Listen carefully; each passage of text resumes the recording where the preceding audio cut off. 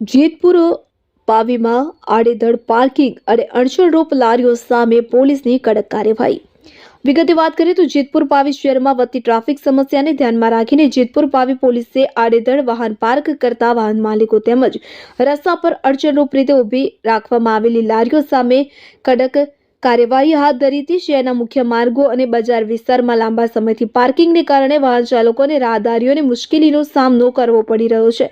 આ પરિસ્થિતિને ધ્યાનમાં લઈ પોલીસે વિશેષ ડ્રાઈવ યોજી ગેરકાયદે પાર્ક કરાયેલા વાહનોને દંડ ફટકાર્યો તેમજ કેટલી લારીઓને સ્થળ પરથી હટાવવામાં આવી। સાથે જ વાહન માલિકોને ભવિષ્યમાં નિયમોનું પાલન કરવા કડક સૂચનાઓ આપવામાં આવી હતી।